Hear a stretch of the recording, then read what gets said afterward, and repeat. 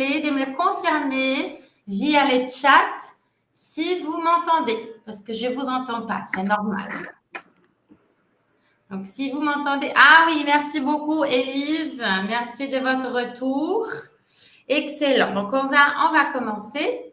Donc, déjà, je me présente. Je m'appelle Raïssa Assimi. Je suis déléguée pédagogique pour Clé Internationale. Et au nom des Clés Internationales, j'aimerais vous remercier de votre présence. Je sais qu'aujourd'hui, c'est l'ouverture des Jeux Olympiques. Donc, merci d'être là avec nous. Un grand merci aussi à notre distributeur Dizao pour le partenariat. Et aujourd'hui, nous sommes réunis pour assister à l'atelier pédagogique de ma chère collègue Anna Léon. Donc, pour ceux et celles qui ne connaissent pas Anna Léon, elle est enseignante des Français, spécialisée du français ludique et conceptrice des jeux d'évasion. Actuellement, Anna est formatrice des formateurs et assure des formations et des ateliers pédagogiques à l'international sur l'innovation et aussi sur les pédagogies nouvelles. Aujourd'hui, Anna nous présente un atelier qui porte sur les jeux, les rires et les français. Une aventure créative en classe des FLE. Et Anna, elle est formatrice associée des Clés Internationales, l'éditeur du français langue étrangère. Anna, merci pour votre disponibilité. Merci à vous et merci, chers collègues, de nous accompagner aujourd'hui. Je suis hyper contente. Vous pouvez nous écrire d'où vous venez. Donc là, je vois ma chère amie Élise Paillard. Elle vient d'ici d'Espagne. Donc, c'est super. On est accompagnés par nos collègues et nos amis. Donc, voilà, super contente. On va parler des jeux. On va jouer, même si on est à distance, même si on est derrière l'écran, c'est pas grave. On va jouer, donc restez vraiment très attentifs et attentives à l'onglet conversation. Ah ouais, vous commencez à mettre, je suis de Sao Paulo, c'est super, ça me fait rêver et voyager. En fait, j'aimerais bien y aller. Voilà, je lance comme ça. Donc, voilà, je vous disais, on va essayer, même si on est à distance, on va essayer de faire quelques petites interactions, d'accord? Donc, restez vraiment très attentifs et attentives. Donc, on va commencer et je pense que la question s'impose. Si on va parler des jeux, en fait, j'aimerais bien savoir, avant de commencer, si vous, chers collègues, si vous jouez avec vos apprenants et vos apprenantes. Est-ce que le jeu fait déjà partie de vos pratiques de cours? J'aimerais bien savoir. Donc, si vous pouvez écrire, je vois qu'il y a une collègue qui vient de Canada. Oh, c'est super. Donc, si vous pouvez écrire sur le chat si vous jouez avec vos apprenants, si le jeu fait partie déjà de vos pratiques d'enseignement. Voilà, j'aimerais bien savoir. J'aimerais bien savoir avec quel public vous travaillez aussi. C'est avec des enfants, c'est avec des adolescents, c'est avec des adultes. Est-ce que vous jouez avec vos apprenants en cours de FLE? Oui, non. Vous pouvez aussi utiliser les petits émoticônes qui apparaissent. Voilà, donc si c'est oui, vous pouvez mettre un petit comme ça. Oui, il y a Daniela qui nous dit oui, je travaille avec des ados. Oui, j'utilise les jeux grâce à toi, ma chère Élise.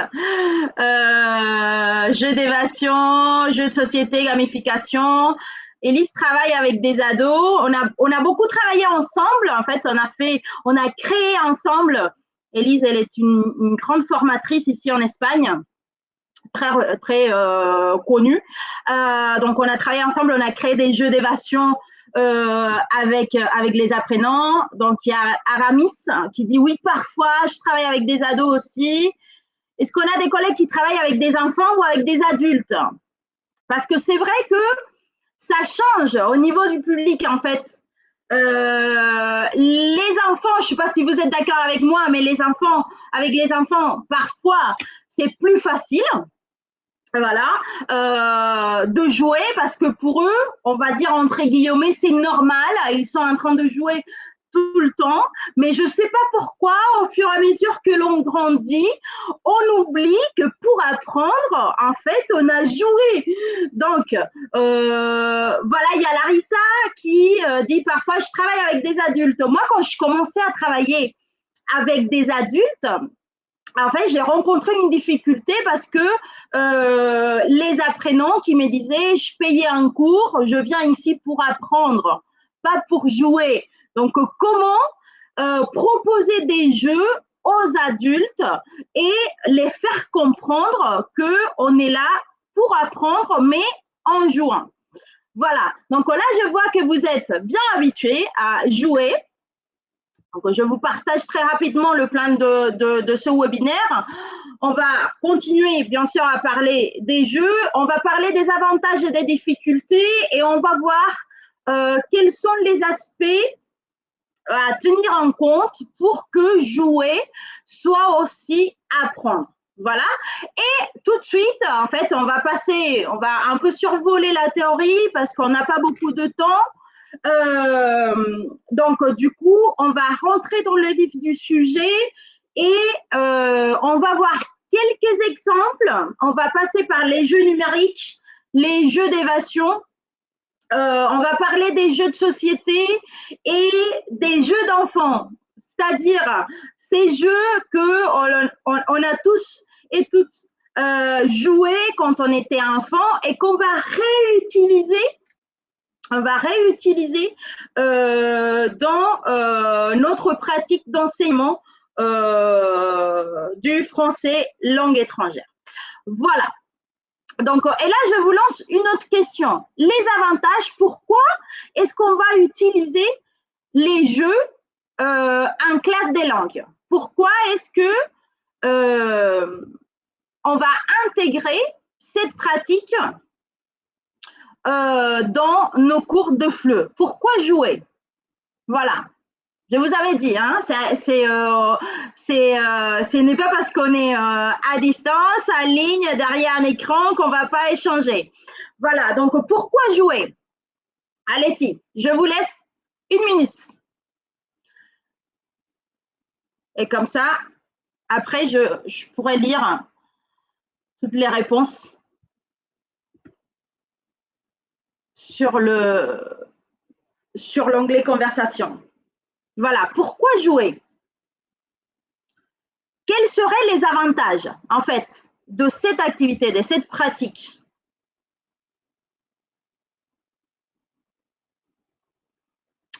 Pour rendre l'atmosphère de la salle de classe un peu plus légère, voilà. Pour réviser un contenu en s'amusant, super. Quoi d'autre? Il fait chaud ici en Espagne. Chez vous, est-ce qu'il fait chaud? Jouer pour motiver nos apprenants, pour nous motiver, nous les enseignants, c'est hyper important ça. C'est hyper important. Un enseignant ou une enseignante motivée va réussir à motiver les apprenants. Ça, c'est sûr. Voilà. Donc, pour fixer les contenus plus facilement, OK. Il y a d'autres collègues. Pour être plus dynamique et amusant, pour stimuler l'interaction. Voilà. OK. Quoi d'autre? Là, je vous laisse réfléchir et là, je vais partager mon écran pour vous montrer un peu quelques avantages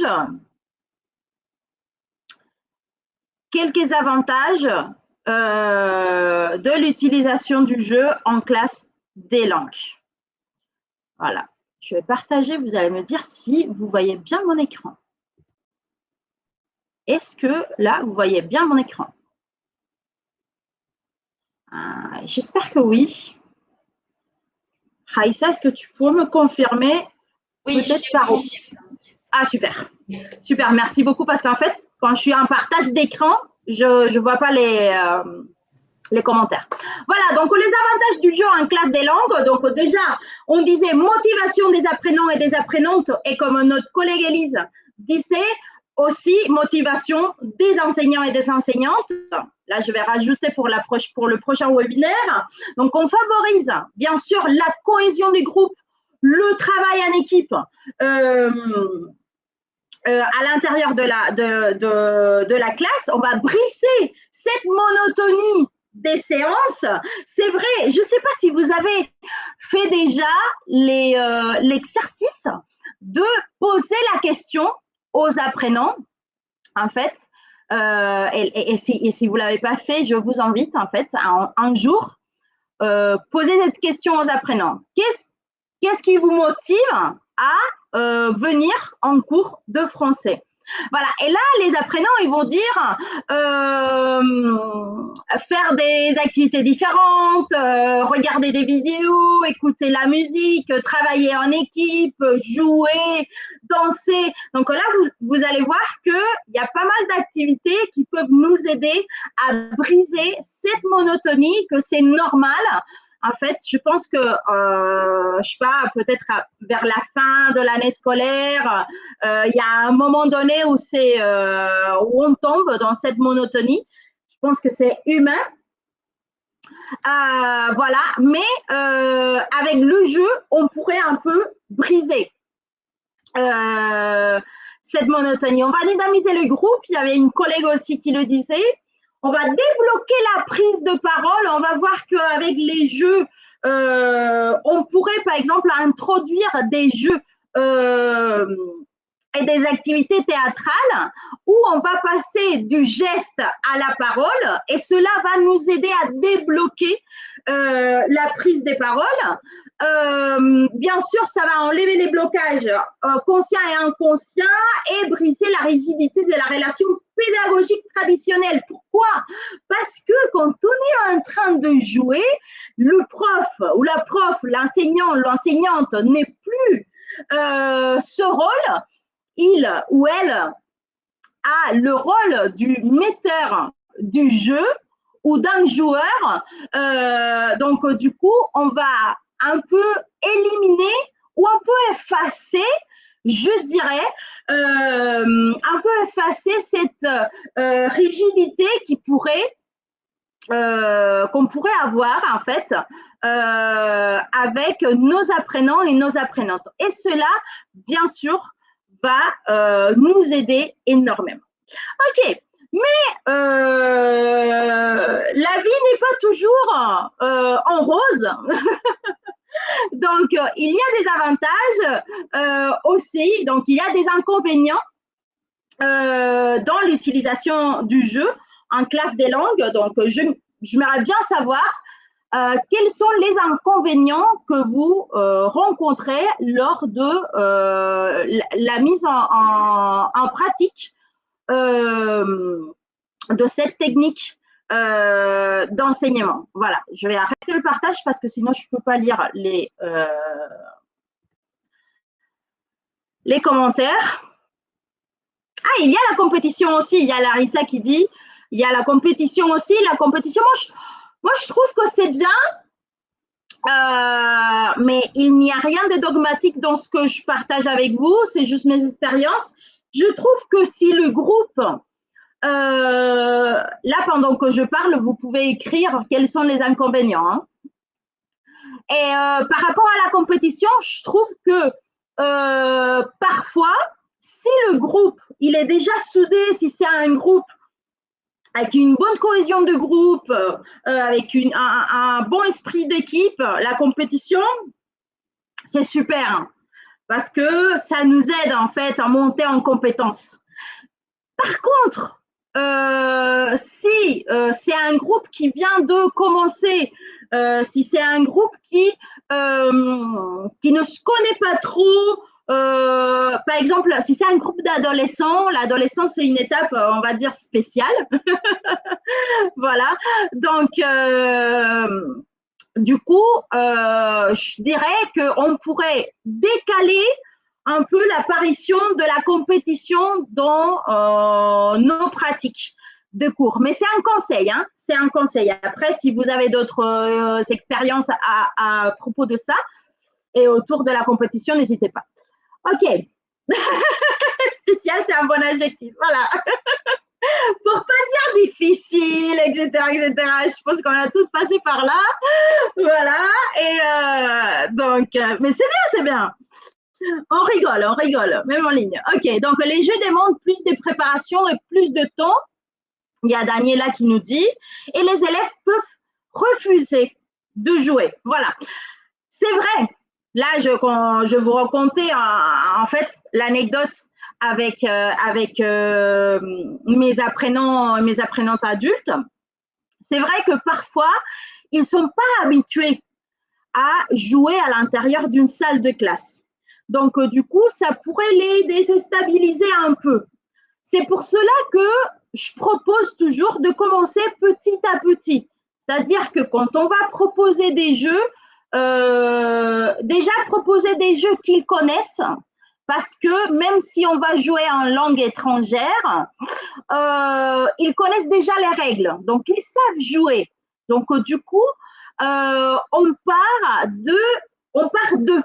C'est quelque chose qu'ils connaissent déjà, c'est quelque chose qu'ils vont pouvoir faire parce que les règles, ils connaissent. Donc déjà, choisir un jeu qu'ils connaissent bien, pas proposer un long jeu, par exemple un jeu d'évasion, c'est si on n'est pas habitué, on pourrait faire peur à nos apprenants. Donc, commencer par un petit jeu, 5 minutes, 10 minutes, mais on pourrait aussi habituer nos apprenants à jouer et dire, par exemple, pendant notre heure de cours ou 2 heures de cours, je ne sais pas combien d'heures de cours vous en avez, on va jouer, on va dédier 30 minutes à jouer. On va choisir un jeu, bien sûr, en rapport avec le contenu, les objectifs de notre séance, mais à chaque séance, à chaque cours, on va proposer 20 minutes, 30 minutes de jeu. Et comme ça, nos apprenants s'habituent et ils savent qu'à un moment donné, on va jouer. Et là, je vous assure, ça marche hyper bien. Juste pour l'anecdote, très rapidement, parce que je vois que le temps, il défile. Quand je travaillais à l'Alliance française de la Havane, on faisait des cours avec les apprenants et les adolescents surtout. Et on avait 2 heures de cours. Et pendant ces 2 heures de cours, on avait 30 minutes de jeu et 30 minutes des chansons obligatoires. C'est-à-dire que pour nous, les enseignants et les enseignantes, au moment de la préparation d'un cours, d'une séance, il fallait prévoir 30 minutes de jeu et 30 minutes de chansons. Bien sûr, bien entendu, en rapport avec les contenus de notre séance. Voilà. Et la réponse de Raphaël, non, c'était pas Raphaël, c'était qui? C'était une collègue, je pense. C'était Daniela qui disait qu'il demande des préparations et plus de temps. Je dirais, ça dépend, si je peux me permettre, Daniela. Là, je suis d'accord avec vous, ça demande une autre préparation, mais je pense qu'il ne s'agit pas de rajouter à notre cours, rajouter des activités ludiques, rajouter des jeux. Non, il s'agit de peut-être changer une activité soi-disant classique, entre guillemets, par un jeu. Par exemple, je vais faire un exemple concret, c'est un exemple qui vient en fait, d'un livre édité chez Clé International qui s'appelle Les activités théâtrales en classe des langues. Et c'est très simple. Là, ici, j'ai une balle.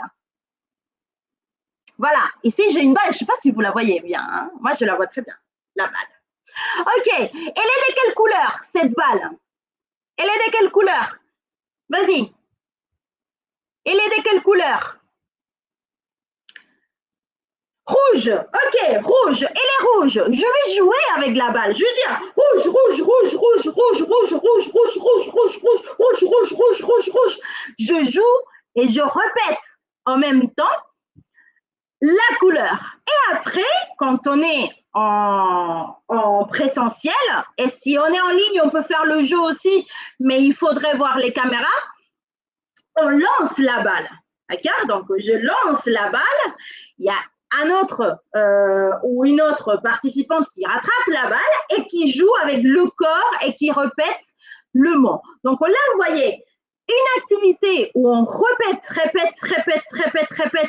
la couleur qui va remplacer cette activité qu'on a tous et toutes faites dans une salle de classe où on met, par exemple, on écrit au tableau, où on montre une flashcard, une image avec la couleur et on dit à nos apprenants de répéter parce qu'il faut travailler la répétition.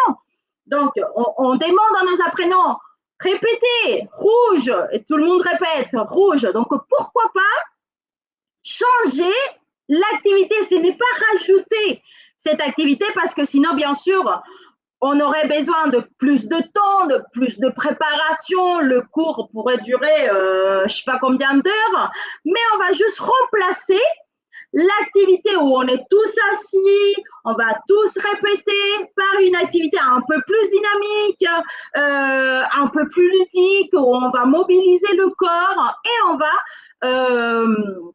finalement atteindre cet objectif pédagogique de travailler ce vocabulaire. Voilà, c'est juste pour un exemple, très rapidement. Je ne sais pas si vous êtes d'accord avec moi, mais après, c'est aussi une question de nous habituer. On disait tout à l'heure, il faut habituer les apprenants petit à petit à accepter le jeu comme pratique d'enseignement et d'apprentissage. Mais pour nous, c'est aussi, si on n'est pas habitué à jouer, pour nous, c'est aussi un chemin à parcourir à petits pas. Voilà, donc petit à petit,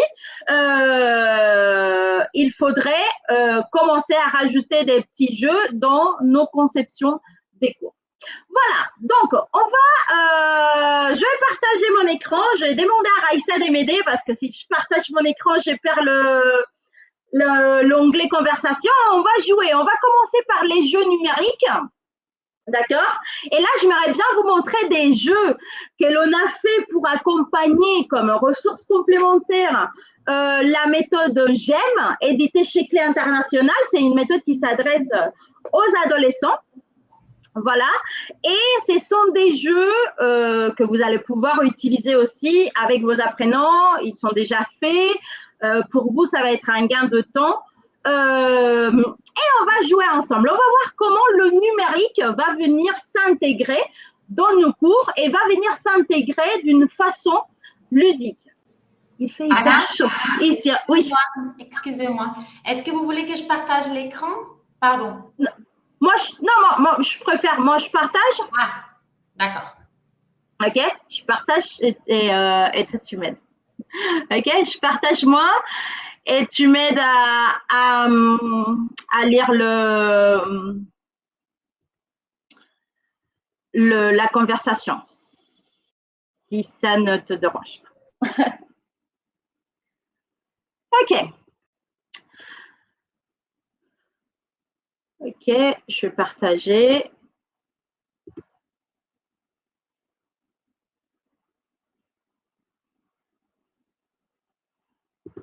Voilà, c'est là. Hop, c'est bon. Là, vous voyez bien mon écran. Donc, on va jouer au double. Donc, pour ceux et celles qui ne connaissent pas le double, en fait, le double, c'est à la base un jeu de société, avec des cartes. Donc, déjà, c'est un jeu qu'on va pouvoir, qu'on peut utiliser en cours. de fleu, si on a le vrai jeu de société.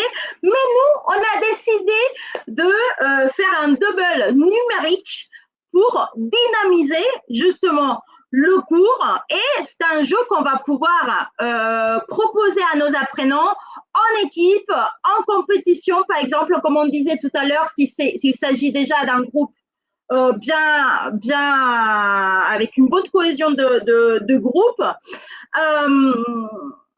On va pouvoir le faire de façon individuelle, à la maison, etc. Et on va jouer avec quel champ lexical on va jouer? On va jouer avec les fournitures scolaires. Voilà. Donc, dans la version originale du double, donc la version, le jeu de société, normalement, il y a 2 cartes. Et il y a un objet, une image, en fait, qui se répète. Une seule image qui se répète entre les 2 cartes. Peu importe la taille, si c'est plus petit, plus grand, la couleur, mais il faut trouver cette image qui se répète. Et nous, on a décidé de faire image, mais on a décidé aussi de faire image, mot. Voilà, pour travailler aussi un peu la partie écrite.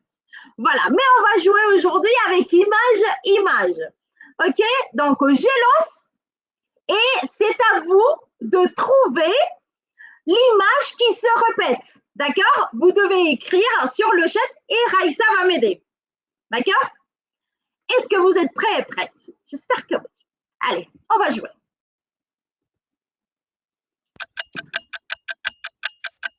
C'est quoi qui se répète?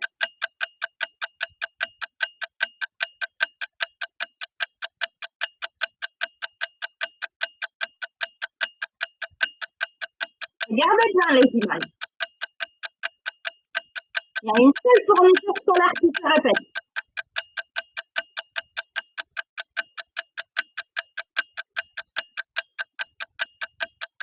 Vous trouvez ou pas? Je ne sais pas si Raïssa est là. Raïssa, est-ce que tu es là?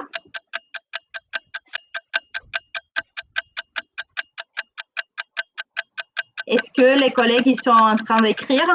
Oui, Élise Fayard, elle a trouvé, elle a écrit pot à pinceau.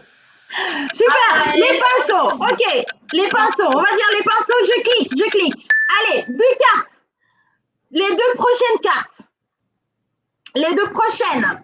Quelle est la fourniture scolaire qui se répète? Vite. C'est laquelle? Le cartable, Élise et Raphaël, voilà. Le cartable, allez.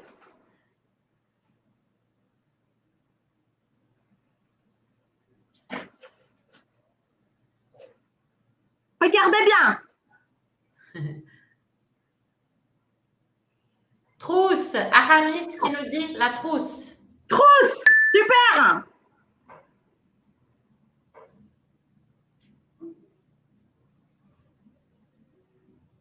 C'est quoi maintenant? Calculatrice, Raphaël nous dit. Allez, super. Et pour finir,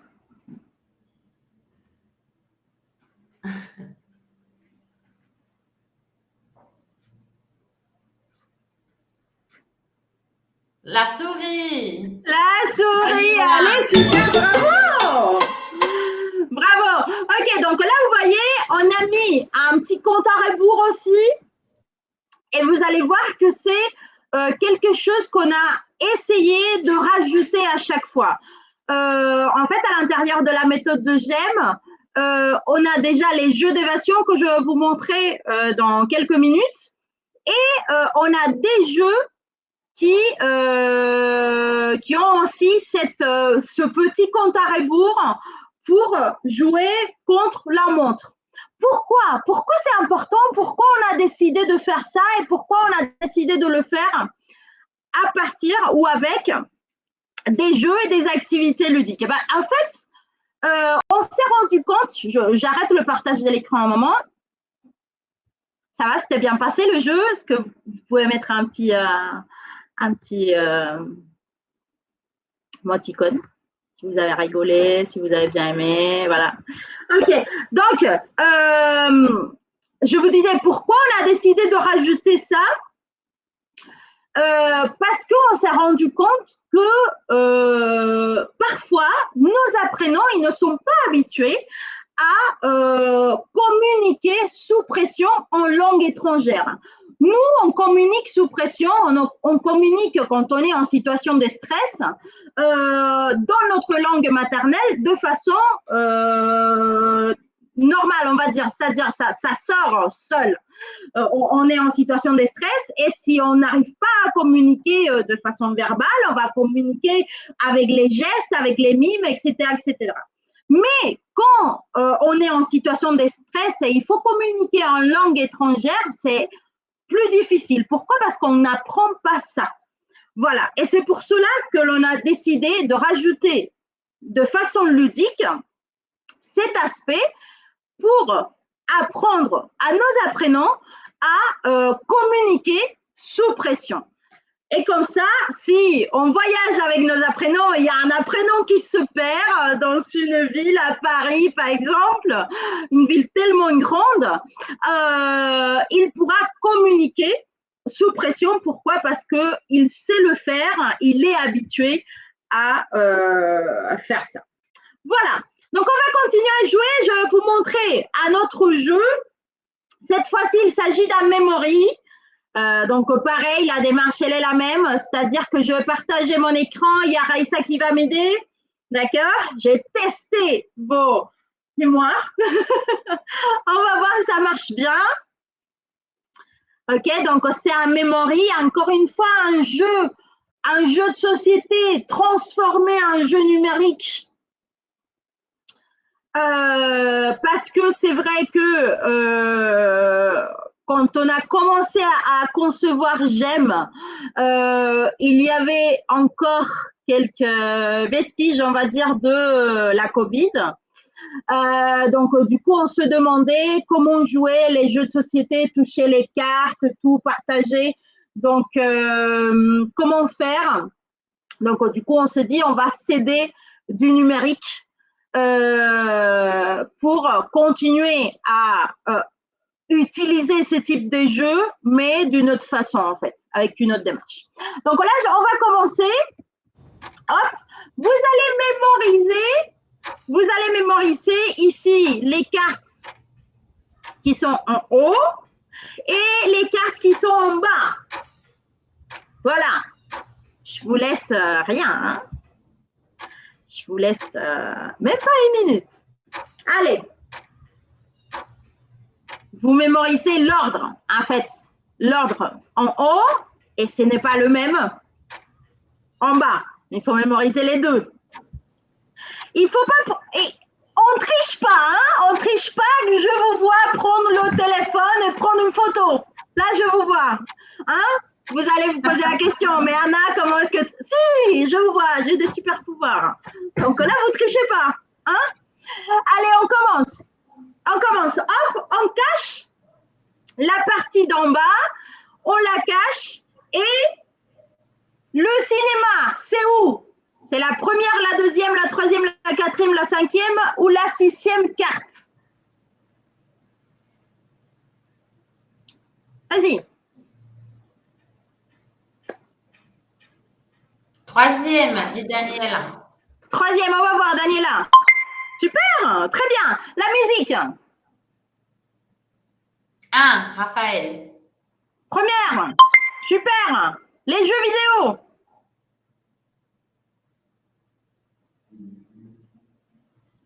4e, dit Eric. 1, 2, 3, 4. Super. Je sens la triche. Hein? Je sens la triche. La natation. 6e, dit Raphaël. Ok, le cirque. La deuxième image. Ok, puis la fin, le football. Ah ben, bravo, bravo, bravo, c'est ça, on la triche. Ok, donc là, vous voyez, c'est un jeu, bien sûr, là, j'arrête le partage d'écran parce que sinon vous me voyez. Ok, donc là, par exemple, bien sûr, je guidais parce que on n'a qu'une heure pour le webinaire. Donc, quand on est avec les apprenants, bien sûr, on va prendre le temps de poser la question. Qu'est-ce que c'est? Ils vont répondre, c'est la natation.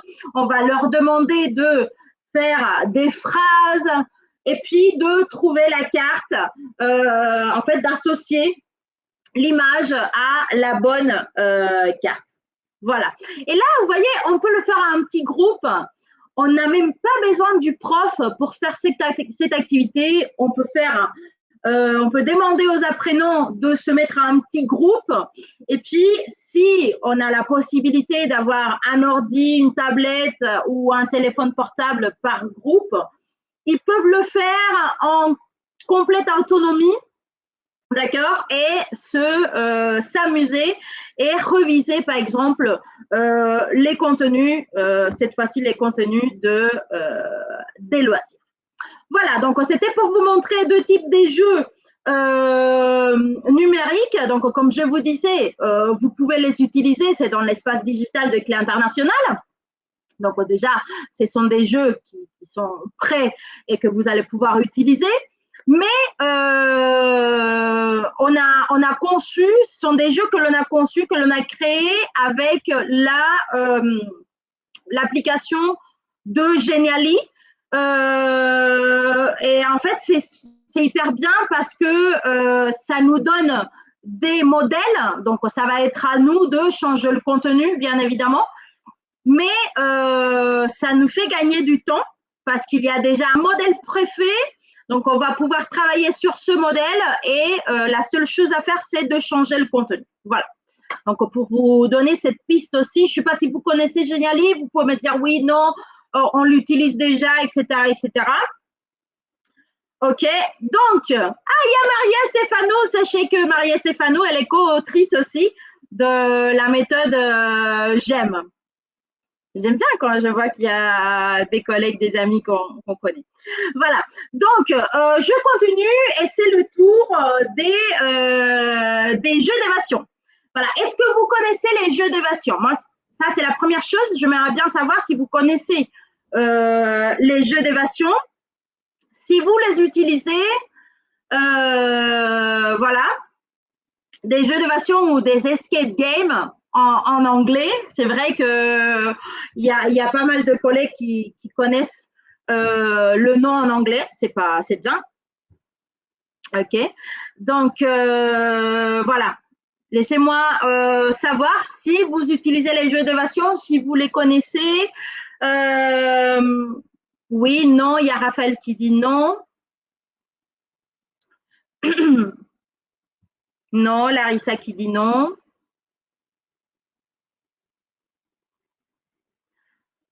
OK, donc sachez, les jeux d'évasion, ma grande passion. Donc, voilà, en fait, les jeux d'évasion ou les escape games, ce sont des jeux grandeur nature à la base. Hein, je vous explique un peu le principe du jeu. C'est un jeu grandeur nature où on trouve les joueurs enfermés à l'intérieur d'une salle et ils doivent accomplir une mission. Okay, donc, ils vont trouver une suite d'énigmes et ils doivent décoder toutes ces énigmes pour arriver à la fin de la mission et réussir la mission. Mais bien sûr, on a aussi un temps imparti. C'est hyper important. Voilà, donc on a 30 minutes pour faire cette mission. On a 1 heure, plus d'1 heure, pour moi, c'est trop de temps s'il s'agit d'un jeu d'évasion pédagogique. Voilà. Donc, ça, c'est un jeu d'évasion, ce qu'on connaît comme un jeu d'évasion classique. Voilà, en présentiel. OK? Donc, on va enfermer les joueurs dans une salle. On va leur donner ou cacher une suite d'énigmes. On leur donne une mission, un temps et à jouer. Voilà. Mais après, les jeux d'évasion ont évolué Et on trouve aujourd'hui des jeux d'évasion sous forme des jeux de société, des jeux d'évasion en papier, des jeux d'évasion en ville. On a fait avec Élise un jeu d'évasion à Grenade, la belle ville de Grenade ici en Andalousie, en Espagne. Un jeu d'évasion en numérique aussi. Donc là, vous voyez, il y a pas mal de variantes des jeux d'évasion. Et ça, c'est un jeu qui va nous permettre, bien sûr, de travailler la cohésion de groupe, qui va nous permettre de travailler la coopération et la collaboration, le travail en équipe, la création de cette intelligence collective qui va se créer, en fait, quand on travaille tous ensemble, quand on va tous ensemble créer des stratégies pour accomplir quelque chose, voilà, pour réussir dans ce cas-là notre mission. OK? Et j'aimerais bien vous montrer en fait un exemple des jeux d'évasion. Ce sont des jeux d'évasion que j'ai conçus aussi pour la méthode GEM. Donc en fait, on a deux façons de jouer. À la fin de chaque unité, on trouve un jeu d'évasion qui va un peu clôturer l'unité et qui reprend, dans quelque sorte, qui reprend les contenus les plus importants que l'on a vus pendant l'unité, et on l'a bien sûr en papier à la fin de chaque unité. Là, je vous montre ici, à la fin de chaque unité du livre. Voilà, on a une double page comme ça. Et on a notre jeu d'évasion avec notre suite d'énigmes. Ok, c'est une suite linéaire, c'est-à-dire première énigme, après la deuxième, après la troisième, et cela va nous donner une réflexion un peu plus, on va dire, facile, entre guillemets. Pourquoi? Parce que c'est linéaire, c'est-à-dire je commence la première énigme, à la fin, je commence la deuxième, et puis ensuite la troisième, etc., etc. Mais je vais vous montrer aussi la variante en numérique que l'on a fait. Je vais partager l'écran. Est-ce que ça va? Est-ce que tout le monde va bien? Parce que là, je parle, mais j'espère que tout le monde va bien. Si tout le monde va bien, mettez un pouce comme ça. Voilà. Voilà. C'est un petit pouce. Ça, je sais que tout le monde va bien. Ok, là, je vous montre la mission 4 de l'unité 4 de GEM 3.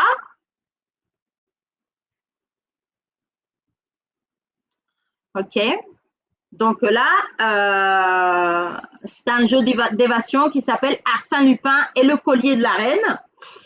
Et la première chose à faire, c'est de découvrir la mission. En fait, quand on propose un jeu d'évasion, raconter ou présenter la mission aux apprenants, aux apprenantes, c'est hyper important. D'accord? Parce que c'est à ce moment-là déjà qu'on va expliquer ce qu'ils doivent faire, mais on va aussi donner envie de jouer, on va motiver nos apprenants et on va donner les consignes. D'accord? Donc là, vous allez écouter la mission de ces jeux d'évasion. Voilà. Unité 4, mission 4. Bonjour à toutes et à tous. Hier soir, on a eu une mauvaise surprise au château de Breteuil pendant la fête du carnaval. Écoutons le reportage de notre journaliste qui a mené l'enquête. Nous sommes le 2 août. C'est le carnaval au château de Breteuil. Tous les invités sont déguisés et identifiés par un numéro. Une journaliste est rentrée dans le château et quelques minutes après, on l'a entendu crier. Un homme a cassé sa caméra.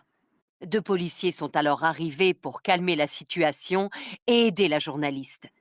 Soudain, on a entendu sonner une alarme. Quelqu'un est rentré dans la salle secrète et a volé le collier de la reine, un prestigieux bijou qui existe depuis le XVIIIe siècle. Sur le coffre du collier, on a trouvé les initiales AL.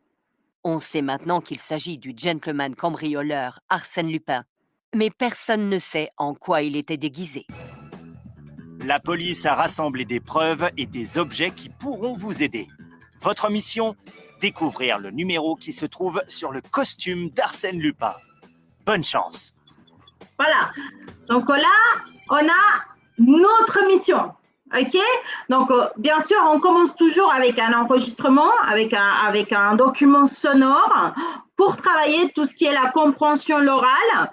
Donc là, on va poser des questions. Il y a pas mal de questions qui sont déjà prévues. On va poser des questions aux apprenants pour savoir s'ils sont bien compris la mission et ce qu'ils doivent faire. Voilà. Donc, une fois cette étape est passée, on va continuer. Et ici, on a les suspects. Donc là, vous voyez, la mission, c'est de trouver Arsène Lupin. Donc, il se cache derrière un de ses déguisements. Voilà, donc on a des numéros. Donc, il faut trouver le numéro. Et après, on a notre grand dessin. Et avec la souris, il faut trouver les énigmes qui sont cachées à l'intérieur de ce grain de sein. Voilà, donc là, on a l'énigme 3, par exemple. Donc, pour trouver le troisième chiffre, il faut savoir depuis combien de mois Arsène Lupin planifie ce cambriolage. L'indice, c'est additionne les chiffres des diamants du collier, puis divise par 2. Voilà, donc ici, on a le collier que Lupin a volé est composé de 646 diamants. Donc, il faut additionner puis diviser. Voilà, donc là, vous voyez, il faut aller découvrir les énigmes. Le premier chiffre se cache dans le témoignage d'un invité qui a vu Arsène Lupin s'échapper. L'indice, c'est lis le rapport de police et compte les pronoms personnels COI. Voilà, donc il faut tout lire et puis, bien sûr, identifier déjà les pronoms personnels et puis les compter pour trouver le premier chiffre. Et comme ça, de suite. Donc là, vous voyez, il y a pas mal d'énigmes, tous vraiment très différents. On ne va pas le faire maintenant parce que sinon, on n'a pas le temps de tout voir. Mais je vous invite, je vais partager le lien. Je vais partager les liens et je vous invite vraiment à faire ce jeu d'évasion. Voilà, je vais arrêter ici le partage. Hop. Et je partage ici, je pense que c'est possible, le lien. Voilà. Le lien Geniali, comme ça vous allez pouvoir tester ce jeu d'évasion. Après, racontez-nous, hein, racontez-nous si vous avez trouvé le Arsène Lupin. Ok, donc on a vu des jeux numériques, les jeux d'évasion, et on va voir maintenant, je reviens à ma présentation. Ok, donc on va voir. Il nous reste que 10 minutes. Le temps, il passe vite. Hein. Ok, on va voir quelques jeux d'évasion, quelques jeux d'enfants, pardon, qu'on va pouvoir transformer, rajouter et intégrer à l'intérieur de nos cours. Donc, je repartage l'écran. Est-ce que ça va? Pas trop fatigué? J'espère que tout va bien. Je repartage mon écran. Voilà, donc là, très rapidement, des jeux que l'on connaît tous. Par exemple, les jeux du pendu. Je pense qu'on a tous joué au pendu, quand on attend un avion, par exemple. On joue au pendu. Et quand on était enfant, je pense qu'on a tous joué. Et pourquoi pas utiliser ce type de jeu pour travailler déjà l'écriture d'un mot ou travailler un champ lexical, etc., etc. Donc, comme je vous disais tout à l'heure, prendre un jeu qu'ils connaissent déjà, qu'ils connaissent un jeu où ils sont habitués à jouer, on va dire, et comme ça, commencer avec ce petit jeu pour adapter nos apprenants ou les habituer à jouer.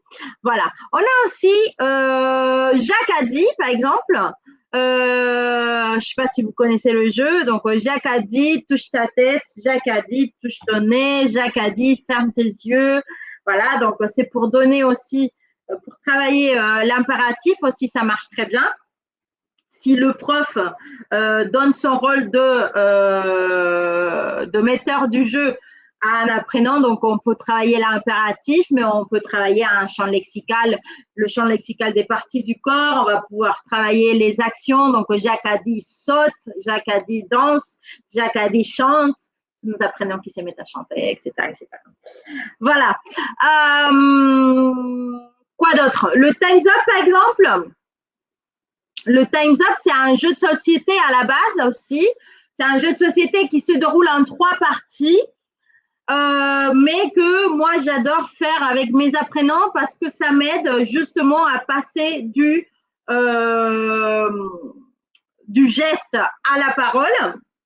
C'est-à-dire, ça me permet, je vais arrêter le partage parce que, voilà, ça me permet de justement de vivre la langue française, de vivre les sons avec mon corps et ensuite de passer à l'oral. Donc, ça se déroule en 3 parties. Normalement, je demande aux apprenants d'écrire, on choisit un champ lexical et puis on écrit des mots sur des petits bouts de papier. Ensuite, on va plier les petits bouts de papier. Donc, ça, c'est la première chose à faire. Imaginons qu'on choisit le champ lexical des animaux. Donc, après, chacun et chacune va écrire un animal sur un petit bout de papier. On le plie, on le met à l'intérieur d'un sac. Et dans la première étape du jeu, on pioche un petit bout de papier, on lit l'animal, mais pas à voix haute, c'est-à-dire on le lit. Et pour faire deviner l'animal ou le mot en question, il faut mimer. D'accord? Donc, interdit de parler, donc on va juste mimer, faire des gestes pour faire deviner aux autres l'animal. OK? Donc, ça, c'est la première étape du jeu. Pendant la deuxième étape du jeu, on va expliquer, c'est-à-dire c'est interdit cette fois-ci, c'est interdit de les gestes sont interdits, on ne peut pas mimer, on ne peut pas faire des gestes, donc on va expliquer. Et pendant la troisième étape du jeu, on va associer un mot au mot du petit bout de papier, c'est-à-dire que si c'est le lion, par exemple, je veux dire roi. Voilà, je veux dire un seul mot. On va synthétiser, on va associer un seul mot pour faire deviner le mot en question.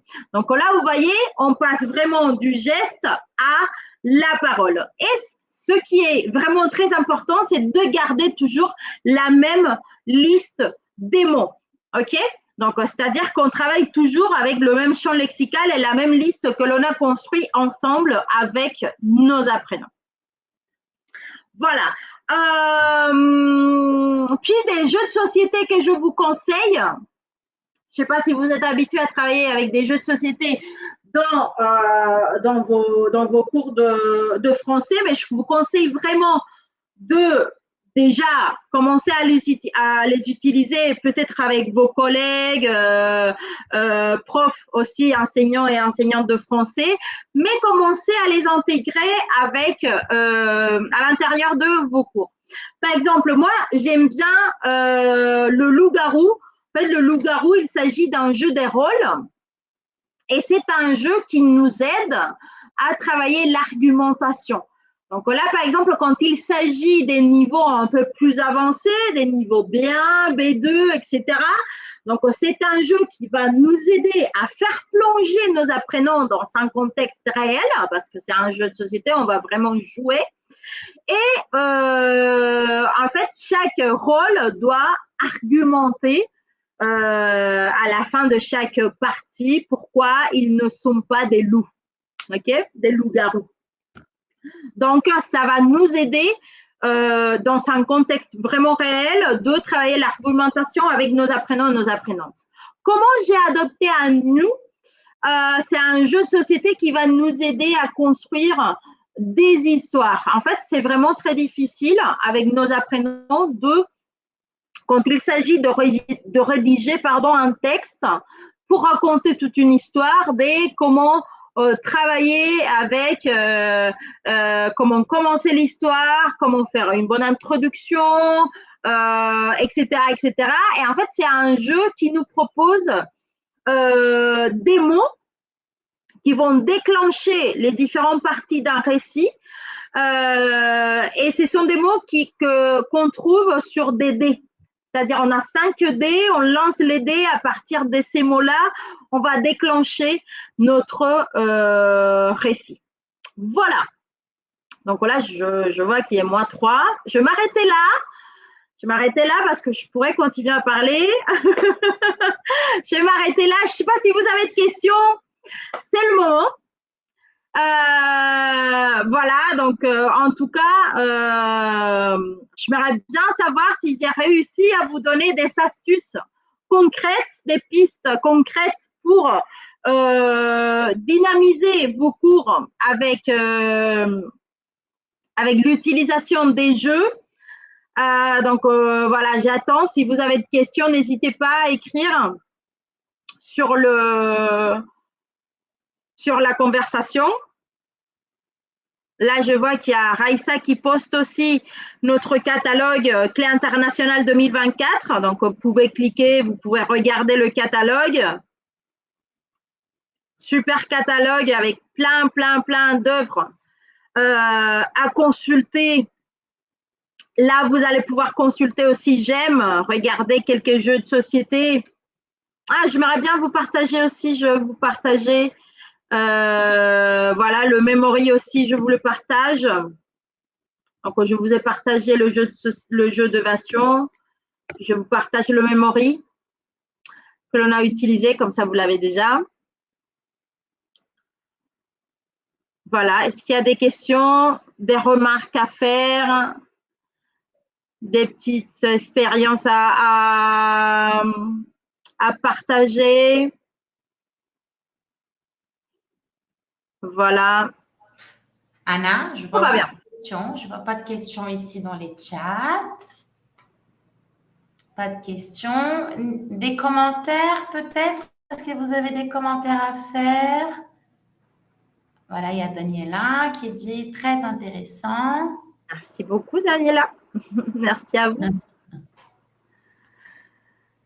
Alors, je vous rappelle que on aura l'enregistrement de cet atelier qui sera disponible sur YouTube. Si jamais vous souhaitez revoir l'intervention d'Anna Léon. Au nom des 10 ans et des Clés internationales, je vous remercie de votre présence, de votre participation. Même en distance, hein, ça a été actif hein, et dynamique. Il y a Maria Stéphanou. Bonjour Maria, qui dit un grand merci et bonnes vacances d'été, Anna. Parce que bonnes vacances à vous tous et à vous toutes. Donc, si vous n'avez pas de questions et pas de commentaires, donc Anna, je te remercie à toi, ma chère collègue. Ah si, il y a des commentaires. Merci à vous. Il y a des commentaires. Merci Anna. Merci pour ces idées. On va les exploiter sans aucun doute. Merci Anna. Bonne chance pour toi. Ah ouais, les Jeux Olympiques. Pour les JO, bonne chance à tout le monde. Hein. Donc, super. Bonne continuation des journées à tous et à toutes. Anna, bonne soirée pour toi parce que c'est déjà le soir en Espagne. 21h ici en Espagne. Écoute, il y a une invitation. Hein? On vous attend pour une formation en présentiel au Brésil, Anna. D'accord. Je note ça. Je note aussi. Hein? Okay. Merci à tous et à toutes. Merci, Anna. Ciao. Merci beaucoup. Bonne continuation. Ciao.